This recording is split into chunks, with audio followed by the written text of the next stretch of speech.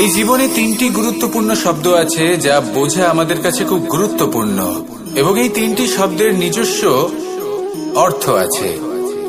প্রথম হল সঙ্গবদ্ধতা, অর্থাৎ একসাথে মিলে কাজ করতে হবে, একসাথে মিলে পরিশ্রম করতে হবে, সামনে এগোতে হবে। এরকম করতে পারলে আপনার শক্তি বৃদ্ধি পাবে, আপনার ক্ষমতা বৃদ্ধি পাবে, আপনি এগোতে পারবেন এবং অনেক দূরে যেতে পারবেন। দ্বিতীয় হলো আত্মবিশ্বাস। হেরে যাওয়া বস্তুও আবার জিতে নিতে পারবেন। যদি আপনার নিজের আত্মবিশ্বাস থাকে তাহলে আপনি কখনো পরাজিত হবেন না। এবং তৃতীয় হলো অহংকার। জয়লাভ করার পরেও কিন্তু এটা আপনাকে পরাজিত করতে পারে। সেই জন্য জীবনে সঙ্গবদ্ধ হন, আত্মবিশ্বাস রাখুন, কিন্তু কখনোই অহংকার করবেন না। এই অহংকার আপনার থেকে সবকিছু কেড়ে নিতে পারে। এই অহংকারের জন্যই মথুরাপতি কংস নিজের পতনের দিকে অগ্রসর হয়েছিলেন। এই অহংকারকে ত্যাগ করুন আর আমার সাথে ভালোবেসে বলুন, রাধা রাধা। এই সংসারে সব থেকে বেশি কঠিন কাজ কোনটা? কেউ বলবেন যুদ্ধ করা, কেউ বলবেন ধন অর্জন করা, আবার কেউ বলবেন জ্ঞান অর্জন করা সব থেকে বেশি কঠিন। এবার প্রত্যেক ব্যক্তির নিজস্ব অভিজ্ঞতা আছে, আর সেই অনুসারে তার নিজস্ব একটা উত্তর আছে। সাধারণভাবে দেখতে গেলে এই সংসারে সব থেকে কঠিন হলো তপস্যা করা, অর্থাৎ সব কিছু ত্যাগ করে তপস্যায় নিজেকে বিলীন করে দেওয়া। এবার এর থেকে বেশি কঠিন এই সংসারে আর কি বা হতে পারে? এই সংসারে, এই সমাজে, নিজের পরিবারের মধ্যে থেকেও ধৈর্য ধরে সামনে অগ্রসর হওয়া, এটা হলো সব থেকে কঠিন কাজ। কারণ যখন আপনি তপস্যা করেন তখন সেখানে আপনার ধৈর্য ভাঙার মতো কেউ থাকেন না, না কোনো বন্ধু, না কোনো আত্মীয়, না কোনো শত্রু, কেউ না। কিন্তু যখন আপনি এই সমাজে, এই পরিবারে থাকেন, কোনো না কোনো ব্যক্তি এসে আপনার ধৈর্যের বাঁধ ভেঙে দেওয়ার ক্ষমতা রাখেন।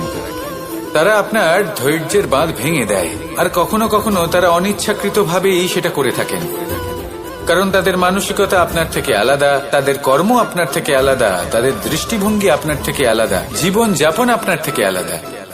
সেক্ষেত্রে আপনি ধৈর্যচ্যুত হন, প্রসন্নতা আপনার থেকে ছিনিয়ে নেওয়া হয়।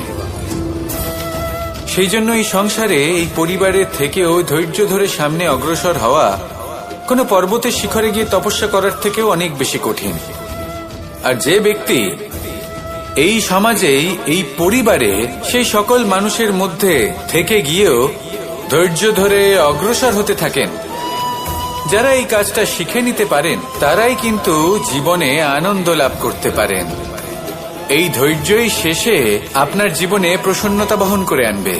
তাই ধৈর্য ধরে জীবনের পথে অগ্রসর হন আর আমার সাথে ভালোবেসে বলুন, রাধা রাধা।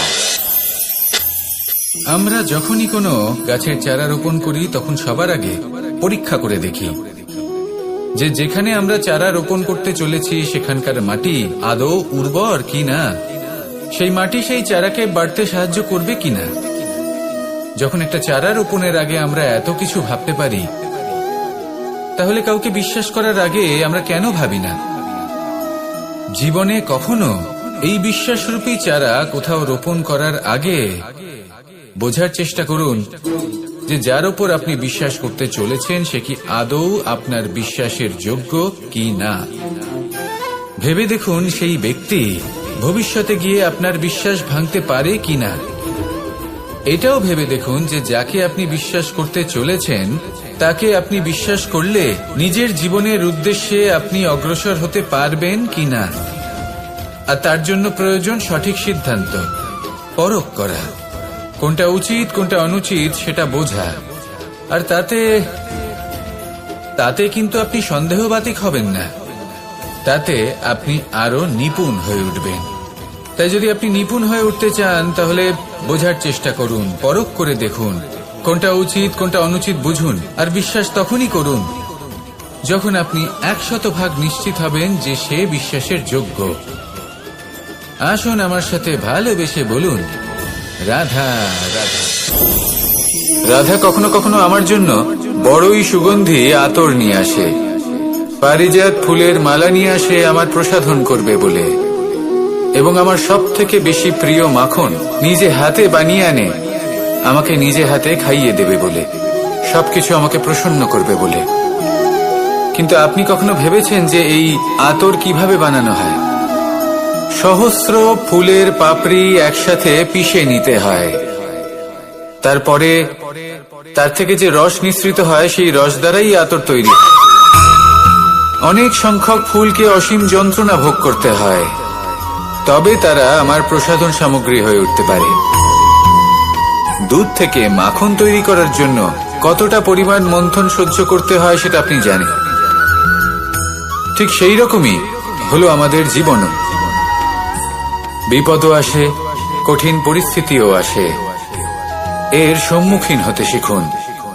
মনে রাখবেন, আপনি হলেন সেই দুধ যাকে মন্থন সহ্য করতে হবে মাখন হয়ে ওঠার জন্য।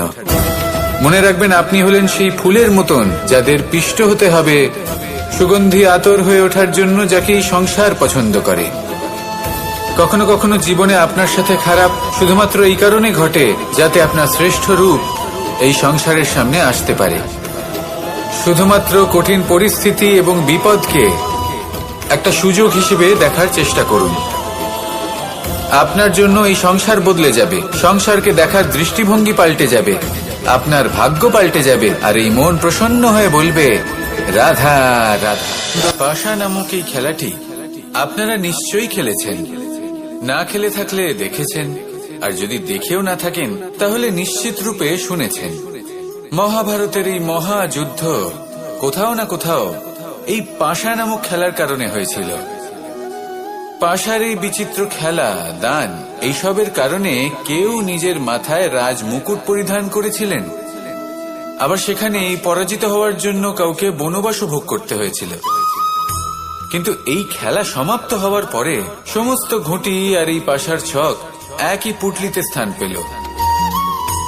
এটাই হলো আমাদের জীবন।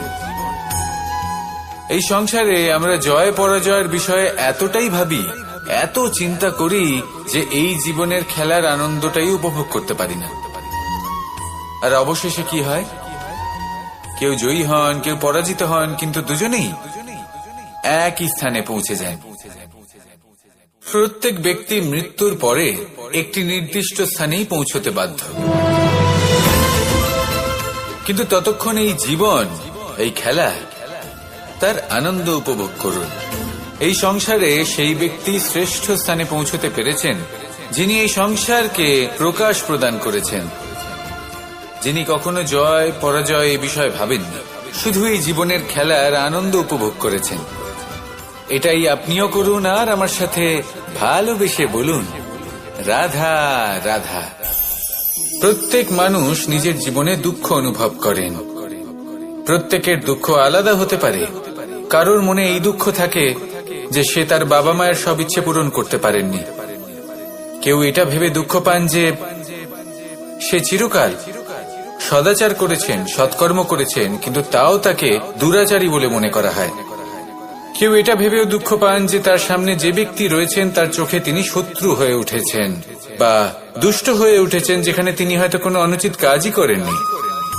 এবার এই সমস্ত বিষয় নিয়ে ভেবে নিজের ব্যক্তিত্ব নিয়ে সন্দেহ প্রকাশ করবেন না।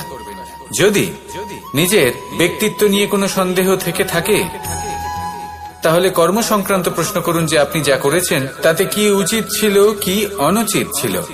যেটা প্রয়োজন সেটা এটা বোঝার যে আপনার অন্তর্মন, আপনার বিবেক আপনাকে কি বলছে, আর আপনার অন্তর্মন আর আপনার বিবেক আপনাকে যেটা করতে বলবে শুধু সেটাই করুন।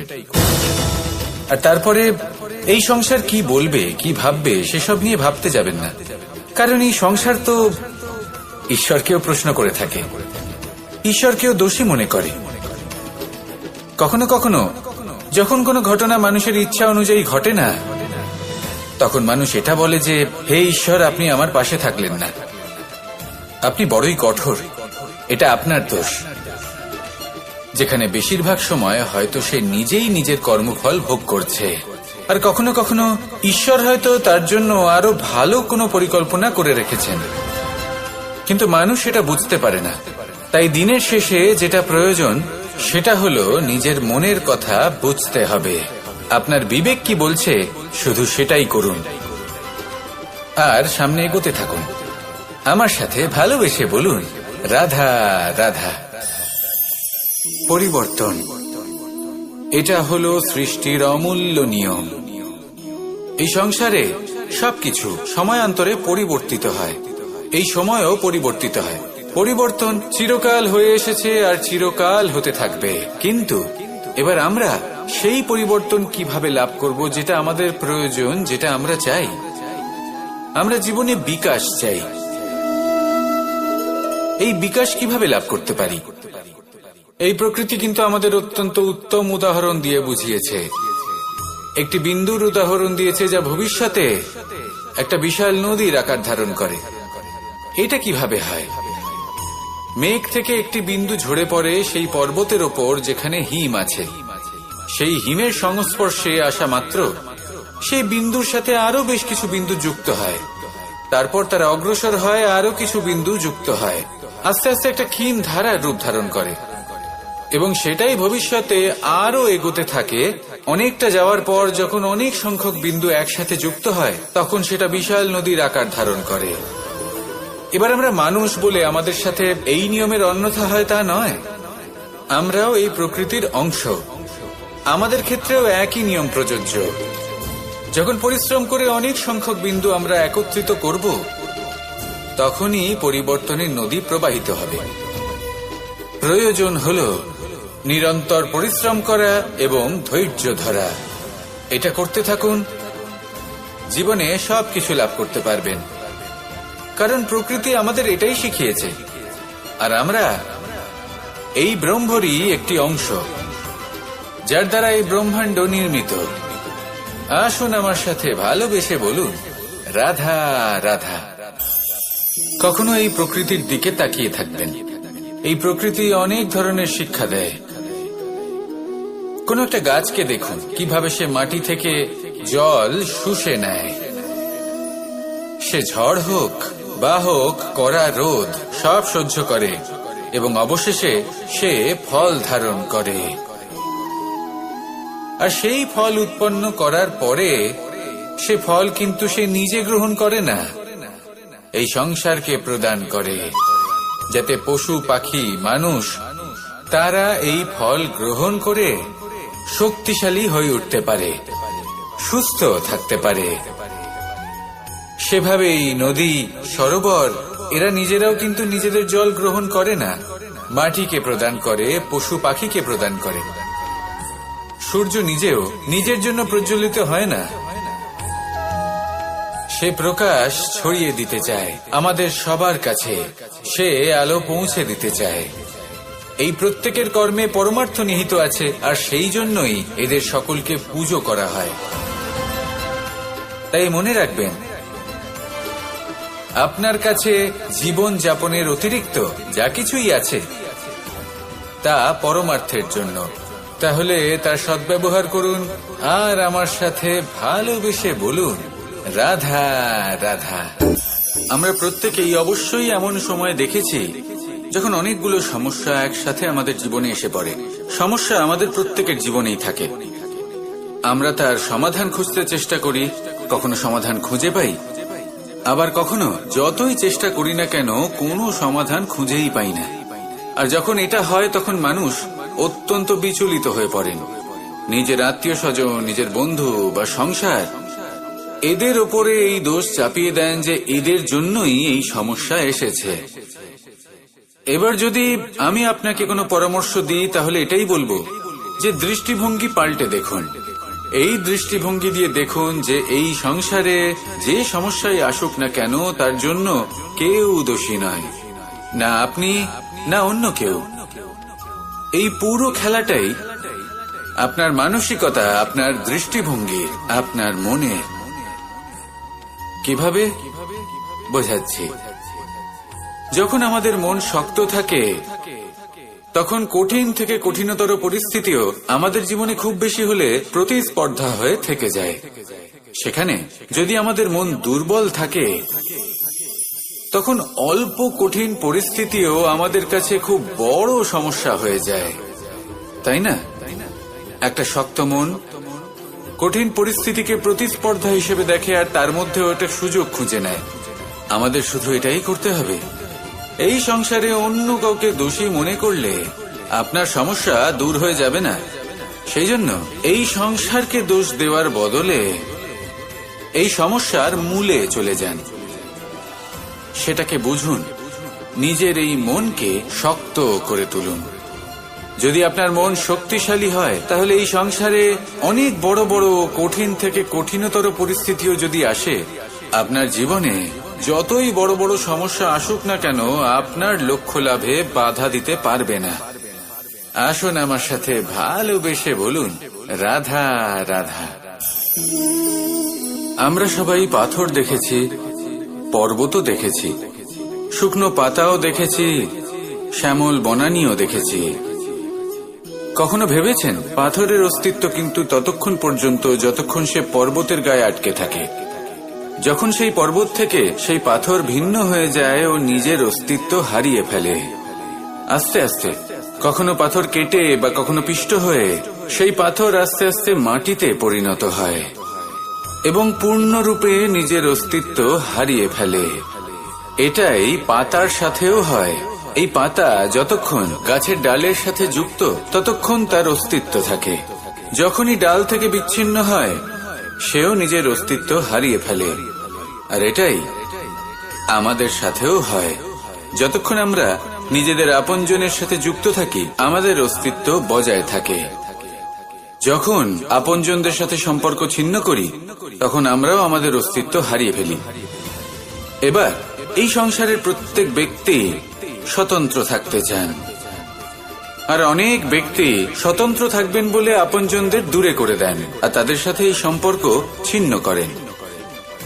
এটা কি সত্যি প্রয়োজন? আপনজনদের সাথে সম্পর্ক ছিন্ন করে নিজের অস্তিত্ব হারিয়ে ফেলা প্রয়োজনীয়, নাকি আপনজনদের সাথে সম্পর্ক বজায় রেখে নিজেদের স্বতন্ত্র করে রাখা সেটা আবশ্যক? নির্বাচন আপনারই।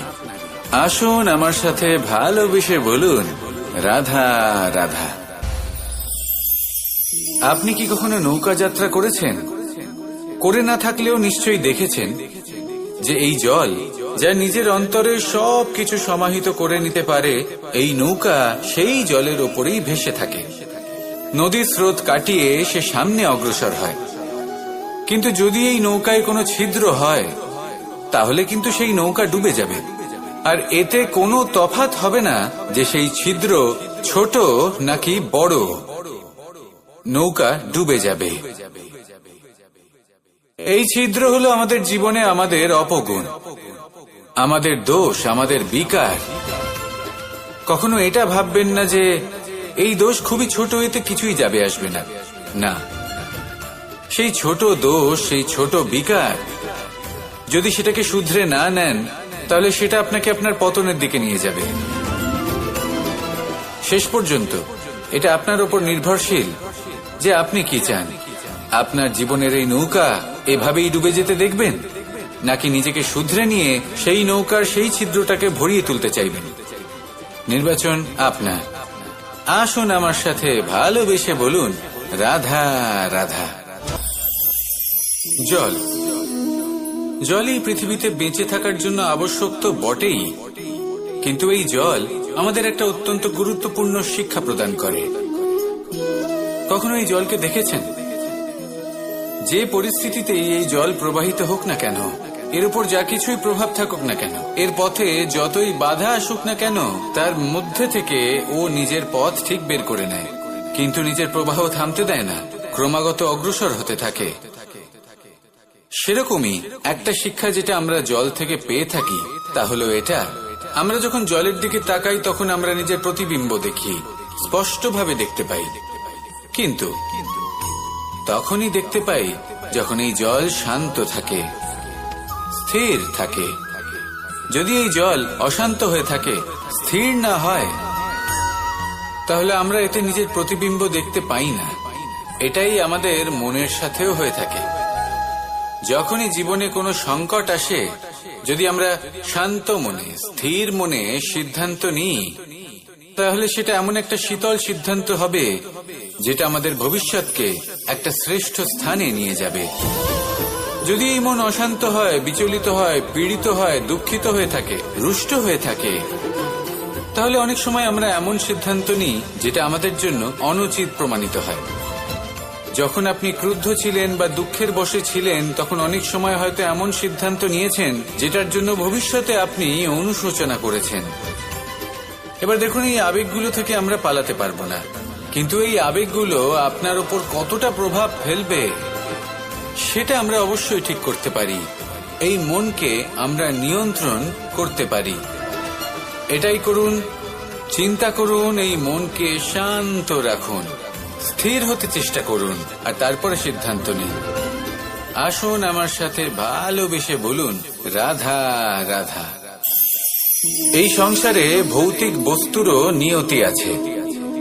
যারাই এই সংসারে আসে বা উৎপন্ন হয়, তারা কিছুমাত্র সময় পর্যন্তই এখানে থাকতে পারে, আর তারপরে সেও লুপ্ত হয়ে যায়, অর্থাৎ সে নিজেও এই পঞ্চমহাভূতে সমাহিত হয়ে যায়।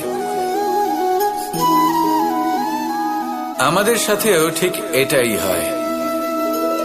সেই জন্যই ঈশ্বর দ্বারা প্রদত্ত এই উপহারের বিষয়ে ভাবুন, এই জীবনের বিষয়ে ভাবুন। ঠিক যেমন বিশ্বাস ভঙ্গ হলে কোনো ব্যক্তি আমাদের কাছে অপরিচিত হয়ে যান, ঠিক সেরকমই শেষ নিঃশ্বাস ত্যাগের পর এই শরীরও আমাদের কাছে পরই হয়ে যায়। তাই এই শরীর থাকাকালীন শ্রেষ্ঠভাবে একে সদ্ব্যবহার করুন, এই জীবনে শ্রেষ্ঠ কর্ম করুন। আর এই জীবনকে শ্রেষ্ঠভাবে যাপন করার জন্য কিছু কথা বোঝা প্রয়োজনীয়। যদি আপনি কারোর প্রশংসা করেন, তাহলে পূর্ণ হৃদয় দিয়ে করুন।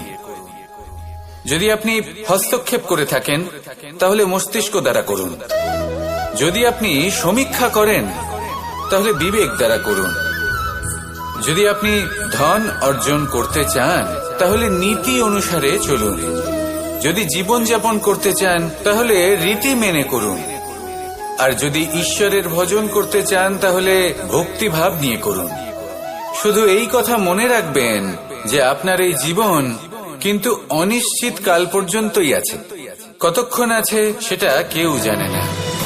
তাই কিছু মুহূর্ত যেটা যাপন করতে আমরা এখানে এসেছি, সেখানে ক্রোধ, অহংকার, ঈর্ষা, এইসব আবেগের কি গুরুত্ব বলুন তো? এগুলো ত্যাগ করুন। মানুষকে ক্ষমা করতে শিখুন, আস্তে আস্তে বিশ্বাস করতে শিখুন। এই সংসারে নিঃস্বার্থভাবে প্রেম করতে শিখুন, আর সবার মধ্যে আনন্দ বিতরণ করুন। তাই এই সব গুণ যদি আপনি আত্মসাৎ করতে পারেন, তাহলে আপনার জীবনে শুধু আনন্দ এবং আনন্দই বিরাজমান হবে। আসুন আমার সাথে ভালোবেসে বলুন, রাধা রাধা। এবার কখনো কখনো জীবনে আমাদের মনে হয় যে চতুর্দিকে শুধুমাত্র অন্ধকারই হয়ে আছে। প্রত্যেকেরই তা কখনো মনে হয়। আর তখনই আমাদের নিরাশ হলে চলবে না, আমাদের দুঃখী হলে চলবে না। সেই সময় আমাদের খুঁজতে হবে নিজেদের আশেপাশে, চতুর্দিকে, আর কোথাও না কোথাও আমরা প্রকাশ অবশ্যই দেখতে পাবো, আশার একটা কিরণ অবশ্যই দেখতে পাবো। কেউ এমন একটা কর্ম করেন যেটা দেখে আমরা প্রেরিত হয়ে যাই, আর এমন কোনো কর্ম যদি আপনারা করেন, তাহলে সেই কর্ম আপনার মনকে প্রসন্ন ভাব, আনন্দ এবং ভালোবাসা দ্বারা ভরিয়ে তুলবে। আপনার অন্তরে সেই অন্ধকারের অন্ত করবে, দুঃখেরও অন্ত করবে। আর এই মন প্রসন্ন ভাব নিয়ে বলবে, রাধা রাধা। যদি কোনো সিংহ বানরের মতো গাছে চড়তে চেষ্টা করে, তাহলে কি হবে? একটা মাছ যদি মাটিতে হাঁটতে চেষ্টা করে, তাহলে কি হবে? তারা বিফলই হবে। কিন্তু এরকম কেন হয়? তার কারণ হলো প্রকৃতির রচনা কিছুটা এরকম। এখানে প্রত্যেকটি ব্যক্তিকে, প্রত্যেকটি প্রাণীকে আলাদা আলাদা গুণের অধিকারী করা হয়েছে, এবং সকলকে একটা সীমাও প্রদান করা হয়েছে। এবার এই যে বৃক্ষ, পশু, পাখি, এদের মধ্যে সেই ক্ষমতাই নেই যে এরা নিজেদের যাচাই করতে পারবে, নিজেদের সীমাগুলো বুঝতে পারবে। নিজেদের সদ্গুণগুলো চিনতে পারবে, এরা সেটা করতে পারবে না। কিন্তু মানুষ তো আলাদা। মানুষের কাছে সেই বিশেষ শক্তি আছে যে তারা পূর্ণরূপে নিজেদের যাচাই করতে পারবে, নিজেকে পূর্ণরূপে বুঝতে পারবে, নিজের দোষ, নিজের অপগুণ, নিজের সদ্গুণ, নিজেদের সীমাগুলো তারা বুঝতে পারবে। আর এটা অত্যন্ত গুরুত্বপূর্ণ। কথায় আছে যে যদি সাফল্য লাভ করতে হয় তাহলে নিজেকে যাচাই করে নিতে হবে। তাই নিজেকে যাচাই করুন, নিজের সাথে পরিচিত হয়ে যান এবং জীবনে কর্ম করতে থাকুন। সাফল্যের শিখরে অবশ্যই পৌঁছে যাবেন। আর ওখানে যদি যান তাহলে এই মন প্রসন্ন হয়ে অবশ্যই বলবে, রাধা রাধা। বনের মধ্যে যদি আপনি কোনো বিষাক্ত সাপ দেখেন তাহলে কি করবেন? আপনি তখনই তার থেকে দূরে পালাতে চেষ্টা করবেন। আর এটা কেন করবেন? নিজের রক্ষার্থে। এই কথা আমি নয় মেনে নিলাম, কিন্তু নিজের জীবনে এটা করেন না কেন? আপনি যেখানেই যান, যে স্থানেই যান না কেন, প্রত্যেক সময়, প্রত্যেক মুহূর্তে এমন বিষাক্ত সাপ আপনি অবশ্যই খুঁজে পাবেন। আর সেই সাপ নয় যাদের আপনি বনে খুঁজে পাবেন, এরা হলো সেই সাপ যা আপনাকে পাপ করতে বাধ্য করবে। আপনার অন্তরের বাসনা, ক্রোধ, অহংকার, লোভ, ঈর্ষা এদের বৃদ্ধি ঘটাবে। দেখুন, বনের এই সাপ আপনাকে একবার ছেড়ে দিতেও পারে, ছোবল নাও মারতে পারে, কিন্তু এই যে পাপরূপী সাপ আছে তা অবশ্যই ছোবল মারবে। কর্ম যদি করেন তাহলে অবশ্যই ফল পাবেন। সেই জন্য যখনই কোথাও যাবেন, যদি এমন কাউকে দেখেন, যদি এমন কিছু দেখেন যে আপনাকে পাপ করতে বাধ্য করছে, তাহলে সেই মুহূর্তে সেখান থেকে পালিয়ে যান। যেমন বনের সাপ দেখে আপনি পালাতে থাকেন। সৎকর্মের রক্ষা অত্যন্ত আবশ্যক। আসুন আর আমার সাথে ভালোবেসে বলুন, রাধা রাধা। মনুষ্য জীবনের সব থেকে বেশি গুরুত্বপূর্ণ বিষয় হলো মনের একাগ্রতা। এই সংসারের যে কটি মহান কার্য সম্পাদন হয়েছে তা হলো মনের এই একাগ্রতার একমাত্র ফল। আপনি অবশ্যই দেখে থাকবেন, অনেক ছোট বড় নদী যা বয়ে চলে তাদের সামনে একটা বাঁধ নির্মাণ করা হয় সেই সব নদীর জল সঞ্চয় করতে। বাঁধ হয়ে গেলে প্রয়োজন মতো বা মনের ইচ্ছে মতো তাকে ব্যবহার করা সম্ভব। এবার এটাই আমাদের মনের সাথেও সম্ভব। আমাদের মনের একাগ্রতা আজকের দিনে দাঁড়িয়ে বিভিন্ন ধরনের বিকার, ক্রীড়া এবং ভোগের মধ্যে ভাগ হয়ে গেছে। একে একত্রিত করতে হবে, একটা বাঁধ নির্মাণ করতে হবে। শুধু এটাই করতে হবে, যেটা উচিত কর্ম সেটাই করুন, যেটা অনুচিত কর্ম সেটা করা থেকে নিজেকে বিরত এটাই করতে হবে। যেটা উচিত কর্ম সেটাই করুন, যেটা অনুচিত কর্ম সেটা করা থেকে নিজেকে বিরত রাখুন। ব্যাস, এই কাজটাই আপনি করতে থাকুন, করতে থাকুন। মনের মধ্যে একাগ্রতার বাঁধ নির্মাণ করুন। আর একবার যদি তা নির্মাণ হয়ে যায় তাহলে যখন চাইবেন, যেখানে চাইবেন, যতটা চাইবেন একাগ্রতা প্রয়োগ করতে পারবেন। আর একবার যদি আপনি এটা শিখে যান তাহলে এই সংসারকে বদলে ফেলার মতো কাজ আপনি করতে পারবেন, সমাজকে শুধরাবার মতো কাজ করতে পারবেন। তাহলে এই মনকে একাগ্র করুন আর আমার সাথে ভালোবেসে বলুন, রাধা রাধা। আমরা সবাই ফল খাই, কিন্তু আমাদের সেই ফলই প্রিয় হয় যে পরিপক্ক হয়ে ওঠে, যেটা নম্র হয়, আর যে ফল অনেক বেশি মিষ্টি আর সুস্বাদু হয়ে থাকে, যাদের রঙে বাহার দেখা যায়। সেইভাবে জীবনে আমরা নানান মানুষের সাথে পরিচিত হই, কিন্তু সেই মানুষই আমাদের মন ছুঁয়ে যায় যারা বিনম্র স্বভাবের, যাদের বাণী খুব মধুর, যাদের অন্তরে আত্মবিশ্বাসের একটা তেজ, একটা রং দেখা যায়। এবার এমন ব্যক্তি আমরা কি করে হব?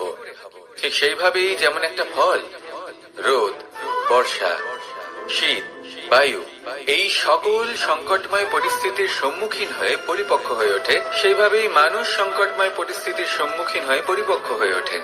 যদি এই সংকটের সম্মুখীন হন তাহলে অভিজ্ঞ হবেন, আর এই অভিজ্ঞতাই শিক্ষা দিয়ে যাবে। এই অভিজ্ঞতা আমাদের শিখিয়ে দেয় যে আমাদের বিনম্র থাকতে হবে। অহংকার করে কোনো লাভ নেই। মধুর বাণীর যে কি মূল্য তা আমরা শিখতে পারি। এই অভিজ্ঞতাই আমাদের বুঝিয়ে দেয় যে উচিত অনুচিত কোনটা আমাদের দৃষ্টিভঙ্গি তৈরি করে, আর এই দৃষ্টিভঙ্গি দ্বারা আত্মবিশ্বাস জাগ্রত হয়।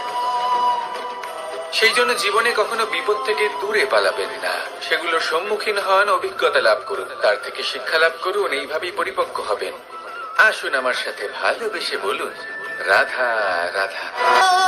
ধন সঞ্চয় করা সম্ভব, আর সেই জন্য ধন সব থেকে বেশি মূল্যবান সম্পত্তি নয়। এবার আপনি বলবেন, এ আমি কি বলছি? এই ধন খুব মূল্যবান, আমরা সকলে অর্জন করতে ব্যস্ত। সেটা এই কারণে, কারণ আপনারা জানেন না এই সংসারের সব থেকে বেশি মূল্যবান সম্পত্তি কি। এ হলো সেই সম্পত্তি যা কখনো সঞ্চয় করা সম্ভব নয়। আপনার কাছে যতই ধন থাকুক তা দিয়ে আপনি স্বাস্থ্য লাভ করতে পারেন, বাড়ি কিনতে পারেন, আদি ইত্যাদি, কিন্তু আপনি যতই ধনী হন না কেন, ফেলে আসা দিনের একটা মুহূর্ত আপনি লাভ করতে পারবেন না। এই একটা মুহূর্ত, এই সময়, এটাই হলো সংসারের সব থেকে মূল্যবান সম্পত্তি। একবার চলে গেলে তা কখনোই ফিরে আসে না। আর এই মুহূর্ত যতই চলে যাক না কেন, আমরা স্মৃতির মাধ্যমে সেগুলি যাপন করতে পারি, তার আনন্দ উপভোগ করতে পারি। আর যার সাথে আমরা সময় অতিবাহিত করেছি তার স্মৃতিতে আমরা চিরকাল জীবিত থাকতে পারি। সেই জন্য সময় সব থেকে মূল্যবান সম্পত্তি, তাকে এইভাবে নষ্ট করবেন না। প্রত্যেকটা মুহূর্ত উপভোগ করুন, আনন্দ করুন, আর ভালোবেসে বলুন, রাধা রাধা। কনক, কি সুন্দর একটা শব্দ। এর অনেকগুলো রূপ রয়েছে, অনেকগুলো অর্থ রয়েছে। প্রথম অর্থ হলো স্বর্ণ, অর্থাৎ সম্পত্তি। দ্বিতীয় অর্থ ধুতুরা, অর্থাৎ গাছের ছোট একটা বীজ, যা কিনা অত্যন্ত শক্তিশালী হয়। যদি বেশি মাত্রায় এর প্রয়োগ করা হয় তাহলে এটা বিষময় হয়ে উঠতে পারে। এই হলো সেই ধুতুরা যার প্রয়োগ মহাদেবের পুজোতে করা হয়। এবার প্রশ্ন হলো এটাই যে এই স্বর্ণ এবং এই ধুতুরার মধ্যে মিল কি রয়েছে। মিল হলো এটাই যে এই দুটোই মানুষকে মত্ত করে তোলে। ধুতুরা মানুষকে তখন মত্ত করে যখন তাকে সেবন করা হয়, কিন্তু স্বর্ণ, ধন, সম্পত্তি, মানুষ সেটা যতটাই অর্জন করে নেয় সেটাই যথেষ্ট। এই স্বর্ণ মানুষের ভাবনা চিন্তা করার ক্ষমতাকে বশ করে ফেলে। মানুষ সম্পত্তির লোভে মত্ত হয়ে ওঠে, কারণ যে যত চমৎকারী, যতটা অমূল্য হয় তাকে সামলানো কিন্তু ততটাই কঠিন, তাই না? তাই মনে রাখবেন, ধন, স্বর্ণ, সম্পত্তি এগুলো ধুতুরার থেকেও অনেক বেশি বিষাক্ত হতে পারে। তাই এর ওপর আত্মসংযমের একটা কবচ পরিয়ে রাখবেন এবং বিবেকের শক্তির সাথে এগুলো প্রয়োগ করুন, তবেই কল্যাণ হবে। আসুন আমার সাথে ভালোবেসে বলুন, রাধা রাধা। রোগ যদি এসে থাকে তাহলে তার ওষুধও অবশ্যই আসে। সমস্যা যদি আসে তাহলে সেই সমস্যার সমাধানও নিজে থেকেই আমাদের কাছে চলেই আসে। এই সংসার, এই জীবনের শুধুমাত্র একটাই নিয়ম আছে, আর তা হলো এটাই, এই সংসার হলো একটা চক্রের মতো। এতে শাশ্বত বলে কিছু নেই, নিত্য বলে কিছু নেই, আর যা কিছুই রয়েছে সব বদলাতে চলেছে। যদি আপনার জীবনে দুঃখ থাকে, সমস্যা থাকে, যদি আপনি বিপদ দ্বারা আচ্ছন্ন, তাহলে মনে রাখবেন সবকিছু বদলে যেতে চলেছে। দুঃখের সময় কাঁদবেন না, মনকে আরো দুঃখী করে তুলবেন না, কারণ এখানে যা কিছুই এসেছে তা যাওয়ার জন্যই এসেছে। তাহলে এত চিন্তা কিসের? আনন্দ সহকারে জীবন যাপন করুন, আর আমার সাথে ভালোবেসে বলুন, রাধা রাধা। মানুষের জীবনে তিনটি গুণ অত্যন্ত প্রয়োজনীয়: শ্রদ্ধা, বিনম্রতা, যোগ্যতা। যদি জ্ঞান লাভ করতে চান তাহলে শ্রদ্ধার প্রয়োজন, যদি মান লাভ করতে চান তাহলে স্বভাবে বিনম্র হওয়া প্রয়োজন, আর যদি মনোবাঞ্ছিত স্থান লাভ করতে চান তাহলে যোগ্যতার প্রয়োজন। বিষয়টা সহজ। শ্রদ্ধা আপনাকে জ্ঞান দেবে, নম্রতা আপনাকে মান, আর যোগ্যতা উচিত স্থান দেবে। কিন্তু যদি আপনি এই তিনটি গুণ সম্মিলিত করেন তাহলে এমন কিছু লাভ করবেন যা এই সব কিছুর থেকে অনেক ঊর্ধ্বে। সম্মান। আর এ হলো সেই সম্মান যা প্রত্যেক মানুষের নিজের জীবনে লাভ করতে চেষ্টা করা উচিত, কারণ এই হলো সেই সম্মান যার কারণে আপনি চলে যাওয়ার পরেও এই সংসার আপনাকে ভালোবাসবে আর মনে রাখবে। আসুন আমার সাথে ভালোবেসে বলুন, রাধা রাধা। জীবনে গতি অত্যন্ত গুরুত্বপূর্ণ, মতিও হলো গুরুত্বপূর্ণ, এবং তার থেকেও বেশি গুরুত্বপূর্ণ হলো সঙ্গতি। একটা জলের ফোঁটা, তার মধ্যে গতি থাকে, প্রকৃতির মধ্যে তা লাভ করার ইচ্ছে নিহিত থাকে, কিন্তু এই যে সঙ্গতি তা নির্ধারিত করে যে এই জলের ফোঁটা ঝিনুকের মুখে পড়ে মুক্ততে পরিণত হবে নাকি বিষাক্ত সাপের মুখে পড়ে বিষে পরিণত হবে। এবার দেখুন, এই জঞ্জাল স্বর্ণকারের দোকানের সামনেও থাকে এবং জঞ্জাল একজন ব্যবসাদারের দোকানেও থাকে, কিন্তু জঞ্জাল যা স্বর্ণকারের দোকানে থাকে তা ব্যবসাদারের দোকানের জঞ্জালের থেকে অনেক বেশি মূল্যবান, কারণ তার মধ্যে সোনার কণার সঙ্গতি থাকে। সেই জন্য জীবনে সঙ্গতির উপর বিশেষ গুরুত্ব দেবেন। যেমন সঙ্গতি তেমনই আপনি হবেন। আসুন আমার সাথে ভালোবেসে বলুন, রাধা রাধা। প্রত্যেক প্রাণী ভালোভাবে জীবন যাপন করতে চান, এটা তাদের স্বভাবে আছে এবং ভাবাটা অনুচিত নয়। কিন্তু একটা ভালো জীবনের গুরুত্বপূর্ণ অংশ কোনটা? বসবাসের স্থান, সেই স্থান যেখানে আমরা জীবন অতিবাহিত করি। এবার মানুষ ভাবতে পারেন যে একটা ভালো বাসস্থানের অর্থ কি? সেই স্থান যেখানে সহজে জল পাওয়া যায়, যেখানে শুদ্ধ বায়ু পাওয়া যায়, যেখানে আনাজ উৎপন্ন হয়। এটা জীবনযাপনের জন্য পর্যাপ্ত বটে, কিন্তু ভালো জীবন যাপনের জন্য আরো একটা কথা আপনাকে বুঝতে হবে। সাধু, জ্ঞানী, পণ্ডিত ব্যক্তি, এই সকল মহাপুরুষ, এনাদের যে বাসস্থান তা অত্যন্ত বিশেষ হয়। এখানে এক ধরনের বিশেষ ইতিবাচক শক্তি থাকে, এমন একটা স্থান যেখানে দেবতারাও বিচরণ করেন। জীবন আমরা সবাই যাপন করি, কিন্তু জীবনের উদ্দেশ্য শুধুমাত্র জীবন যাপন করা নয়। জীবনের উদ্দেশ্য হলো মুক্তি লাভ করা। আর এই সকল সাধু, জ্ঞানী, পণ্ডিত ব্যক্তি, এই সকল মহাপুরুষ আপনাকে মুক্তির পথে নিয়ে যেতে পারেন, কারণ এরা হলেন সেই মহাপুরুষ যারা নিজেদের অন্তরের বিকার, অহংকার, ক্রোধ, বিদ্বেষ এই সকল দোষগুলিকে ত্যাগ করেছেন, এদের উপর বিজয় লাভ করেছেন। এমনই একজন ব্যক্তি আপনাকে মুক্তির পথে নিয়ে যেতে পারে। প্রয়োজন হলো শুধুই এনাদের চিনতে পারা, এদের কথা বুঝতে পারা এবং এদের দেখানো পথে চলা। যদি আপনি এটা করতে পারেন তাহলে এই মন প্রফুল্ল হয়ে বলবে, রাধা রাধা।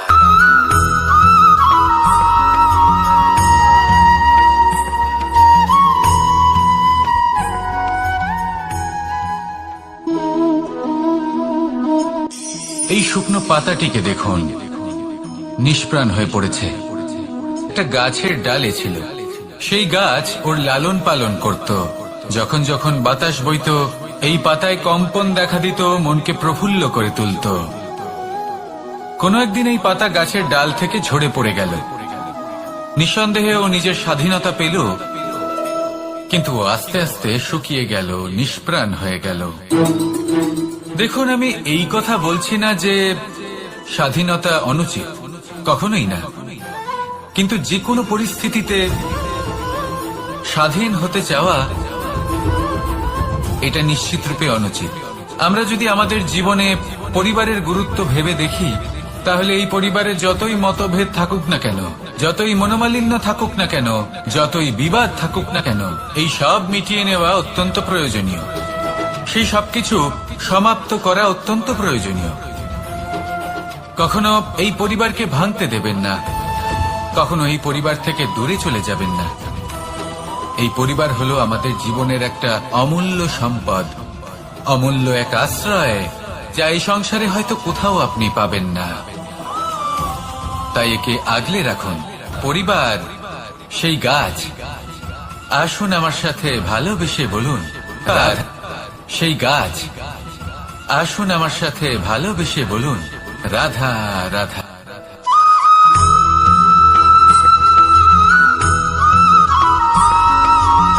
এই সংসারে প্রত্যেক মানুষ এটাই সর্বশ্রেষ্ঠ সময় কোনটা? মহাদেব হাসলেন আর উনি বললেন, জীবনে উৎসব পালনের সব থেকে শ্রেষ্ঠ দিন হল মৃত্যুর ঠিক আগের দিনটা। প্রেম ভাগ করে নেওয়ার সব থেকে শ্রেষ্ঠ মুহূর্ত হল মৃত্যুর ঠিক আগের মুহূর্ত। জীবনকে উপভোগ করে নেওয়ার সর্বশ্রেষ্ঠ প্রহর হল মৃত্যুর এক প্রহর পূর্বে। তখন আমি চমকে গেলাম। আমি বললাম, কিন্তু মহাদেব, মৃত্যু তো অনিশ্চিত, আমরা জানিও না কবে আমাদের মৃত্যু হবে। মহাদেব আবার হাসলেন। উনি বললেন যে যদি আমরা এভাবে জীবন কাটাই যে আমরা জীবনের প্রত্যেক দিন, প্রত্যেক মুহূর্ত, প্রত্যেক প্রহর শেষ বলে মনে করি, তাহলে আমাদের সমস্ত জীবন আনন্দের সাথেই অতিবাহিত হবে। কি বলেন?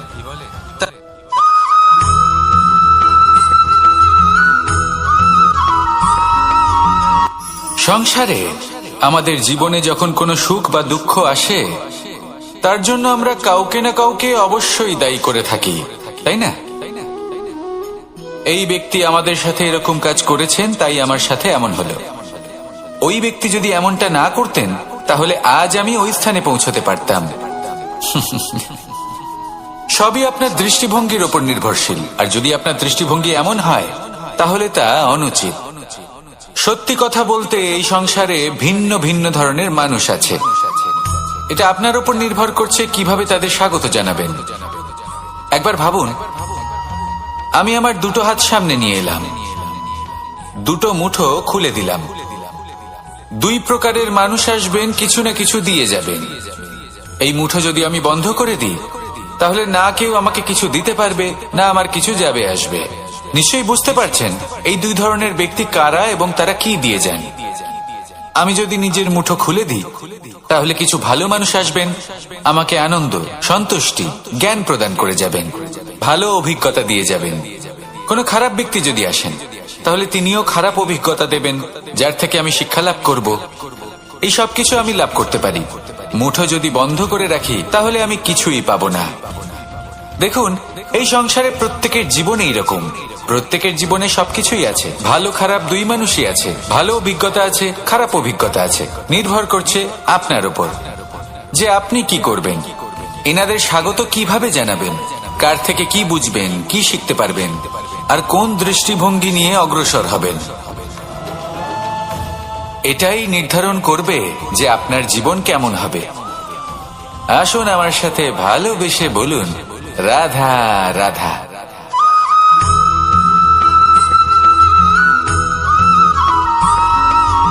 জীবনে অগ্রসর হওয়ার জন্য আমাদের কাকে প্রয়োজন হয়? মাতা পিতা, বন্ধু, প্রেম, সাহায্য, অর্থ, পরিশ্রম, আশা। ভিন্ন ভিন্ন মানুষ ভিন্ন ভিন্ন বিকল্প চয়ন করে। যদি আমি আপনাকে বলি,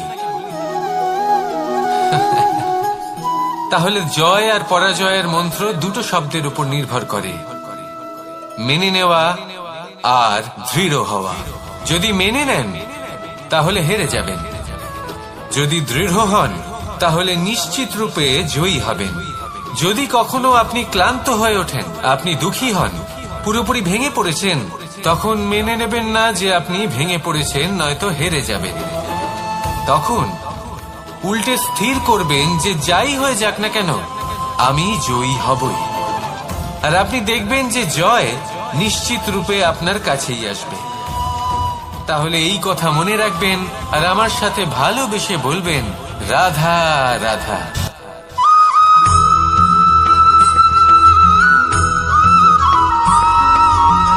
ভালো, শুধু ওনাদের কঠোর ব্যবহার দেখলে আমরা একটু ভয় পেয়ে যাই।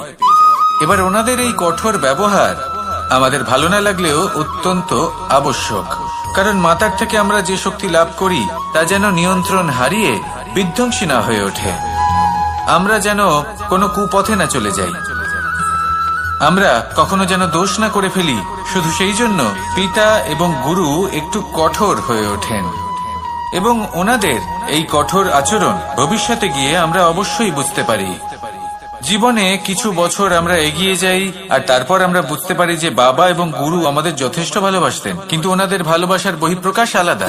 প্রয়োজনীয় হলো এটা দেখার, এটা বোঝার যে শুরু থেকে আমাদের প্রতি ওনাদের আচরণ কেমন ছিল। ওনাদের কঠোর হওয়ার পেছনে ওনাদের ভালোবাসাটা বোঝার চেষ্টা করুন, ওনাদের চিন্তাটা বোঝার চেষ্টা করুন, ওনাদের পথপ্রদর্শনের আড়ালে আপনার ভবিষ্যতের জন্য যে পরিকল্পনা ওনারা করেছেন সেটা বোঝার চেষ্টা করুন। তখন আপনারা বুঝতে পারবেন ওনাদের ভালোবাসাকে।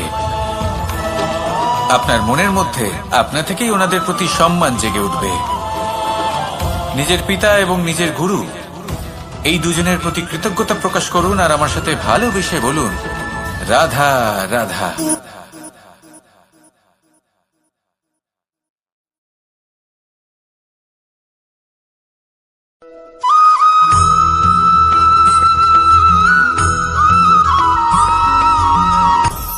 আপনি কখনো পর্বতের শিখরে উঠেছেন? আপনি দেখতে পাবেন পর্বতের পদতলে প্রচুর সুন্দর ফুল রয়েছে, সবুজ বনানী রয়েছে। যত আপনি ওপরে উঠতে থাকবেন তত ফুল কমতে থাকবে, সবুজ বনানী কমতে থাকবে। আরো কিছুটা ওপরে উঠলে কাঁটা জাতীয় গাছ দেখতে পাবেন, শুকনো গাছ দেখতে পাবেন। আরো যদি ওপরে ওঠেন তাহলে পাষাণ দেখতে পাবেন। আরো ওপরে উঠলে হিমখণ্ড দেখতে পাবেন। এই যে পর্বত, তা মনুষ্য জীবনের সব থেকে উত্তম উদাহরণ। মানুষ যখন সাফল্যের শিখরে পৌঁছতে চান, মহানুভবতার শিখরে পৌঁছতে চান, পথে যত আস্তে আস্তে উপরে উঠতে থাকেন ততই ভৌতিক বস্তু তার থেকে বিচ্ছিন্ন হতে থাকে। যদি তিনি সেই ভৌতিক বস্তুগুলি ত্যাগ না করতে পারেন তাহলে কখনোই সেই স্থানে পৌঁছতে পারবেন না। আর মানুষ যদি উচিত ত্যাগ করতে পারেন, পথে অগ্রসর হতে থাকেন, এগোতে থাকেন, তাহলে একদিন না একদিন তিনি মহানুভবতার, জ্ঞানের, সাফল্যের হিমের স্বাদ অবশ্যই লাভ করবেন। মনে রাখবেন, মানব জীবনে ত্যাগ হলো অত্যন্ত গুরুত্বপূর্ণ অংশ। আসুন আমার সাথে ভালোবেসে বলুন, রাধা রাধা।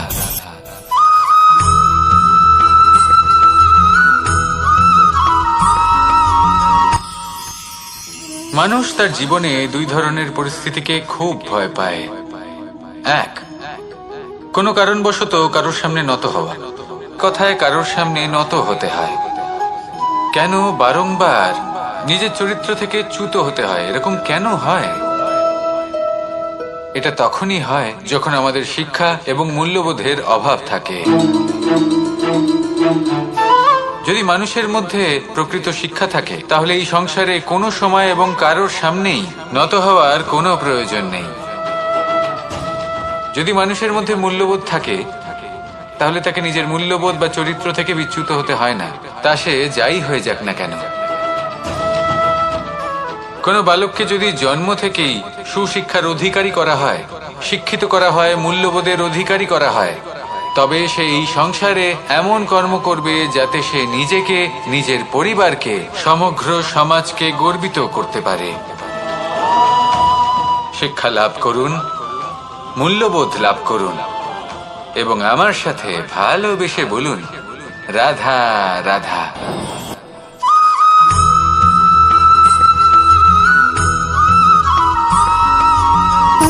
সুখ, দুঃখ এবং শক্তি, এই তিন হলো এই সংসারের ত্রিদেবের মতো। আমাদের জীবনে যা কিছু ঘটছে এই তিনটির ভিত্তির উপরেই হচ্ছে। আসলে এই সংসারের একটা নিয়ম আছে, যখনই আপনি কিছু লাভ করেন এই সংসার আপনার পরীক্ষা নেয়। এটা জানার জন্য আপনার পরীক্ষা নেয় যে আপনি যা কিছুই লাভ করেছেন আপনি কি আদৌ সেটার যোগ্য কিনা। ঠিক সেইভাবেই এই সুখ, দুঃখ এবং শক্তি আপনার পরীক্ষা নিয়ে থাকে। যখন সুখ আসে তখন সে আপনার পরীক্ষা নেয় যে আপনার মধ্যে অহংবোধ জাগ্রত হয়নি তো। যদি অহংবোধ চলে আসে তাহলে সুখ সেখানেই সঙ্গ ত্যাগ করে। দুঃখ আপনার ধৈর্যের পরীক্ষা নিতে থাকে। আর যদি আপনার মধ্যে ধৈর্য না থাকে তাহলে এটা আপনাকে আরো বেশি দুঃখের গভীর অন্ধকারে ঠেলে দেবে। সেখানে শক্তি পরীক্ষা নেয় আপনার বিনম্রতার। যদি আপনি বিনম্র না হন তাহলে হয় এই শক্তি আপনার সঙ্গ ত্যাগ করবে, নয় এই শক্তি বিনম্রতার অভাবে আপনার পতনের কারণ হতে পারে। এই সংসারে যে কোনো ব্যক্তি যিনি এই পরীক্ষায় উত্তীর্ণ হয়ে থাকেন, এই জীবনে তিনি সাফল্য লাভ করেন। আসুন আমার সাথে ভালোবেসে বলুন, রাধা রাধা।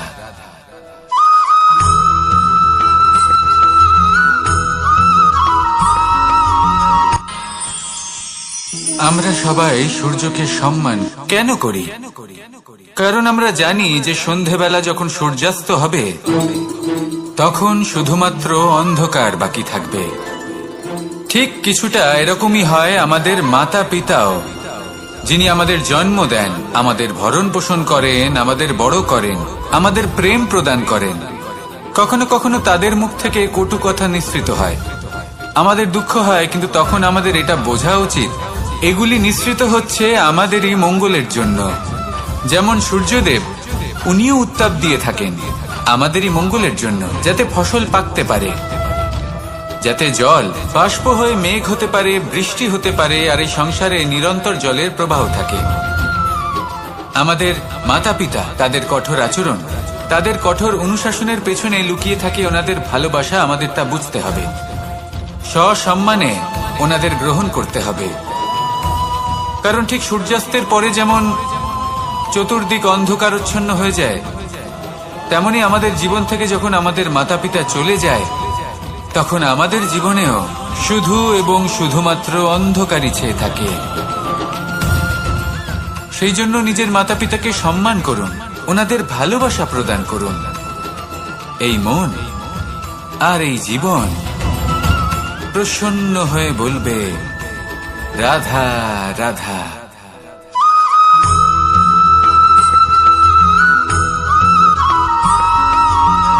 এই সংসারে সব থেকে বেশি কোমল বস্তু হলো রেশম। এই রেশম এতটাই কোমল হয় যে এর পুরো একটা থান শুধুমাত্র একটা হাতে ধরা সম্ভব। কখনো ভেবে দেখেছেন এই রেশম কিভাবে হয়? একটি কীট তার লালার দ্বারা উৎপন্ন হয়। এই কীট সেই রেশমকে পাক দিতে থাকে, পাক দিতেই থাকে, দিতেই থাকে, আর আস্তে আস্তে তার মধ্যেই জড়িয়ে পড়ে। শেষে ওর এই সুন্দর অমূল্য সৃষ্টি রেশমের এই সুতো, তার নির্মাণ কার্য পূর্ণ হয়, কিন্তু তাতেই ও নিজে বন্দী হয়ে যায়। নিজেরই মায়াজালের এই বন্দী গৃহে নিজেই ফেঁসে যায়। এবার এই সুতোকে ব্যবহারযোগ্য করে তোলার জন্য এই কীটগুলিকে এই কবচের সাথেই ফুটন্ত জলে ফেলে দেওয়া হয়। এই সংসারে যদি আমাদের স্বপ্ন এই সংসারের দুঃখ হরণ করার জন্য, এই সংসারে সুখ বিতরণ করার জন্য হয়, তবেই আমাদের প্রগতি সম্ভব। যদি আমাদের এই স্বপ্ন শুধুই আমাদের এবং আমাদের স্বার্থ সিদ্ধির জন্য হয়, তাহলে এই স্বপ্ন আমাদের অন্ধ করে দেবে, আমাদের অন্ধকারের পথে নিয়ে যাবে, আর আমরাও সেই কীটের মতো হয়ে যাব। নিজেদেরই মায়াজালে আমরা নিজেই ফেঁসে যাব, আর শেষে আমরা যদি কিছু লাভ করি তা হবে একাকিত্ব, অন্ধকারময় মৃত্যু। তাই স্বপ্ন অবশ্যই দেখুন, কিন্তু এমন ভাবে স্বপ্ন দেখবেন না যে তার এই বন্দিগৃহে আপনি নিজেই ফেঁসে গেলেন। স্বপ্ন দেখুন পরোপকারে।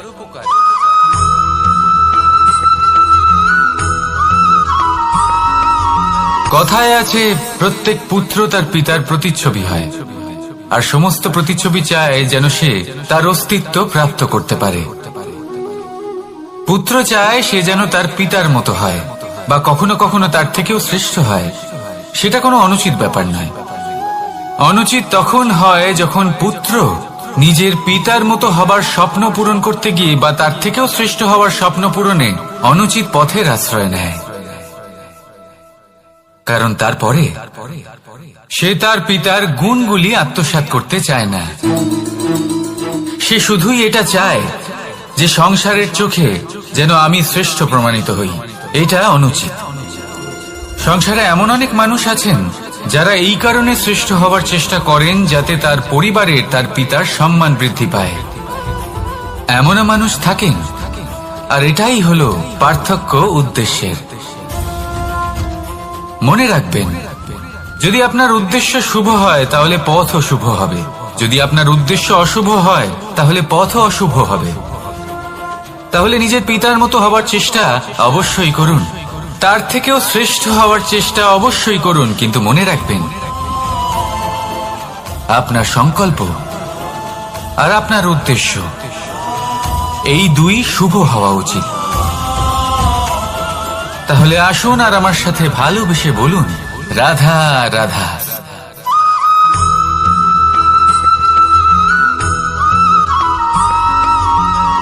মানুষ ভাবেন যে ধন অর্জন করা হলো অত্যন্ত গুরুত্বপূর্ণ। তিনি আজীবন ধন অর্জন করতে থাকেন, ধন অর্জন করার চেষ্টা করতে থাকেন।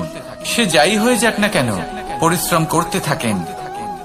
স্বাস্থ্যের দিকে নজর দেন না, না উচিত সময় খাবার খান, না উচিত সময় ঘুমোতে যান, না পর্যাপ্ত সময় পর্যন্ত ঘুমন, কিছুই না।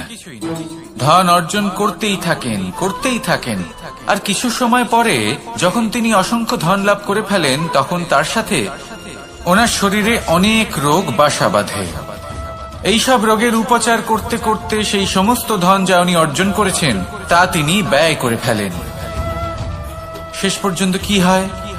আমরা যেভাবে এসেছি ঠিক সেইভাবেই ফিরে যাই, ধন এখানেই থেকে যায়। দেখুন, একটা অত্যন্ত গুরুত্বপূর্ণ কথা রয়েছে যে আপনার বোঝা উচিত।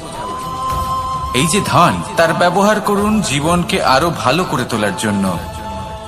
ধনের সদ্ব্যবহার করা উচিত, এমন যেন না হয় এই ধন আপনাকে ভোগ করে ফেলে। এই জীবনকে নিশ্চিত রূপে আরো শ্রেষ্ঠ করে তুলুন, কিন্তু এই ধন অর্জন করার এই প্রক্রিয়াতে নিজের সারা জীবনকে নষ্ট করে ফেলবেন না। এই জীবন উপভোগ করতে শিখুন, আর আমার সাথে ভালোবেসে বলুন, রাধা রাধা।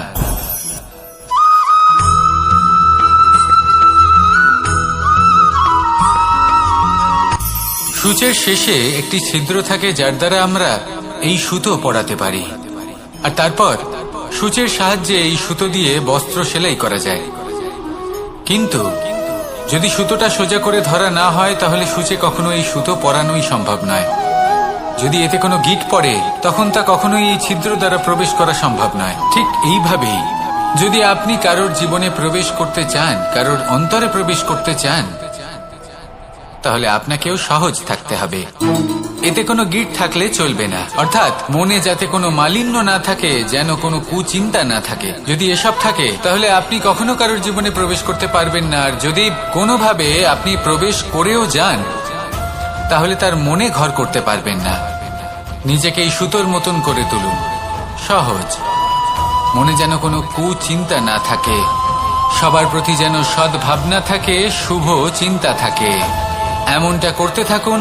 এমন একটা দিন আসবে যেদিন এই সমস্ত সংসারের ব্যক্তির মনে আপনি বাস করবেন, আর তখন এই মন প্রসন্ন হয়ে বলবে, রাধা রাধা।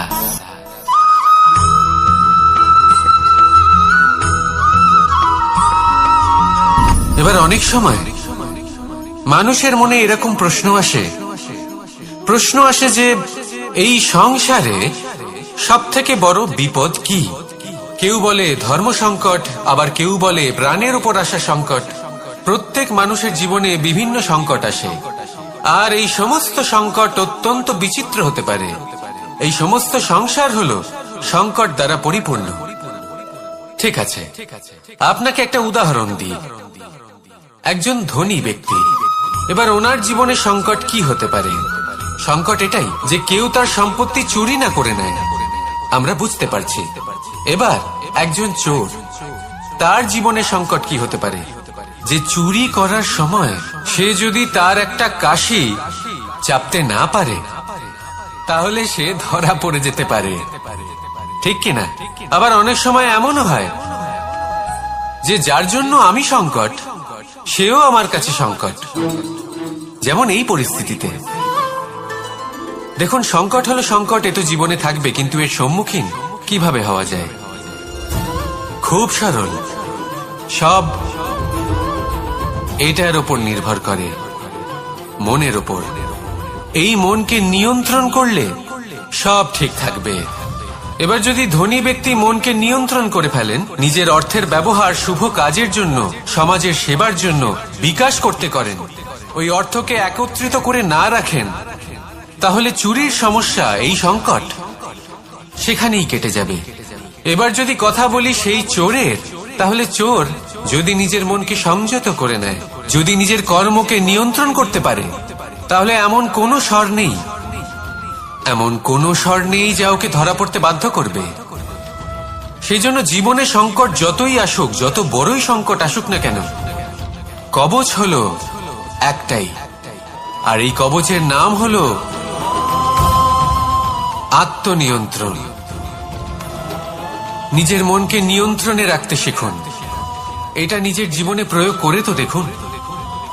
যদি আপনি করতে পারেন, তবে আপনি দেখবেন যে সংকট তো জীবনে আসা যাওয়া করে, কিন্তু সেই সংকটগুলির সম্মুখীন আপনি এইভাবে করতে পারবেন। তাহলে সেটাই করুন, আর আমার সাথে ভালোবেসে বলুন, রাধা রাধা।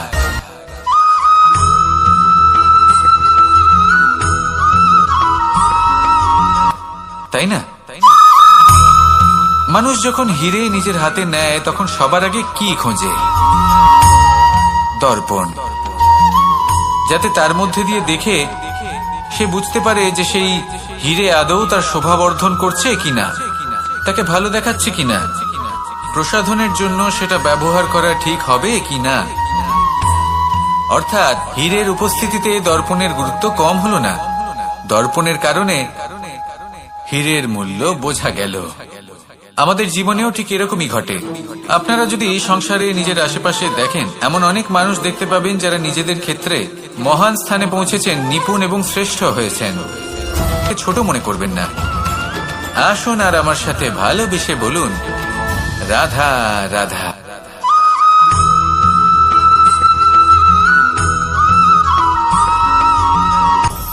আপনি কখনো পর্বতের শিখরে উঠেছেন?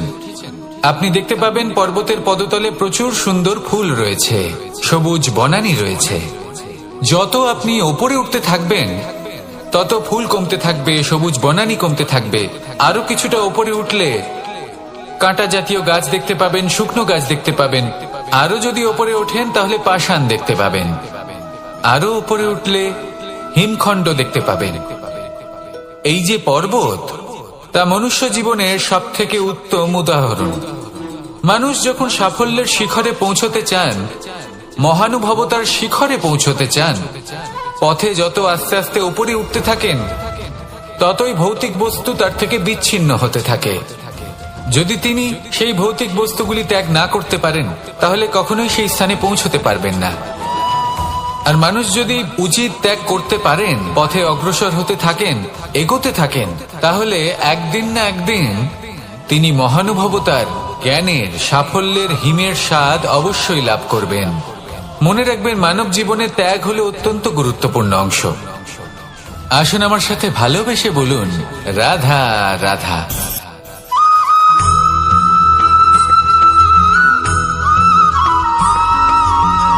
পিতা আর পুত্রের সম্পর্ক অত্যন্ত মধুর হয়ে থাকে। পিতা স্বপ্ন দেখেন, তাকে পূর্ণ করার সকল সম্ভাব্য চেষ্টা করেন, কিন্তু তাও অনেক সময় ওনার স্বপ্ন অপূর্ণ থেকে যায়। তখন পিতা ভাবেন যে স্বপ্ন উনি পূর্ণ করতে পারেননি, ওনার সন্তান তা অবশ্যই পূরণ করবে। যে স্থানে উনি কখনো পৌঁছতে পারেননি, সেই স্থানে ওনার পুত্র অবশ্যই পৌঁছবে। পিতা নিজের সন্তানের ভবিষ্যৎ নিয়ে সেই স্বপ্ন দেখেন, আর যখন সেই সন্তান সামনে এগোতে থাকে, তখন তার দুঃখ হয় না, বরং গর্ব হয়। ওনার ভালো লাগে এটা দেখে যে ওনার সন্তান অনেক উন্নতি করছে। কিন্তু যখন সন্তান নিজের অভিভাবকের শক্তি দেখে, তার যশ দেখে হিংসা করতে থাকে, সমস্যা সেইখানেই শুরু হয়। সেই জন্য সকল সন্তানকে এটা মনে রাখতে হবে। দেখুন, পুত্র হবার সুবাদে, এক সন্তান হবার সুবাদে এটা হলো আপনার অধিকার যে আপনি আপনার পিতার থেকে বেশি উন্নতি করবেন। আপনার পিতাও এটাই চান, কিন্তু সুস্থভাবে এটা করুন। একটা রেখা টেনে নিন যাতে আপনি তাতে এগোতে পারেন আর আপনার পিতার তাতে গর্ববোধ হয়, আর সেই বিষয়ে দুঃখ না হয় যে আমার সন্তান আমাকেই ছোট করার চেষ্টা করছে। ইতিহাস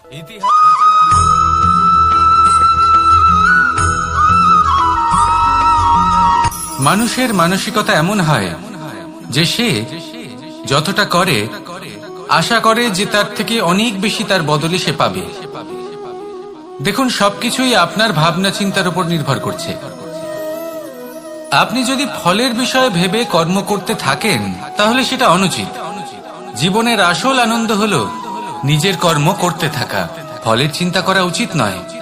যদি আপনি এরকম ভাবেন যে আমি এতটা করছি, আমার এতটা পাওয়া উচিত, সেই ভাবনা অনুচিত। যদি আপনি সেবার মানসিকতা নিয়ে কর্ম করতে থাকেন, কর্মচক্রে প্রবাহিত হন, যদি আপনি এমন ভাবনা রাখেন যে আমি এতটা পাচ্ছি তাই এর থেকে অনেক বেশি আমি কর্ম করব, তাহলে নিশ্চিত রূপে আপনি যতটা করছেন তার থেকে অনেক বেশি আপনি পাবেন। আপনার আশার থেকে অনেক বেশি আপনি পাবেন। শুধু জীবনে অনেক বেশি কাজ করতে থাকুন, ফলের চিন্তা করবেন না। আর মনে রাখবেন, এই ভাবনাই সব থেকে বড় বীজ। কর্মের উপর বিশ্বাস রাখুন। জীবনে যা যা আপনি চান সবই সুখময় হবে। আসুন আর আমার সাথে ভালোবেসে বলুন, রাধা রাধা।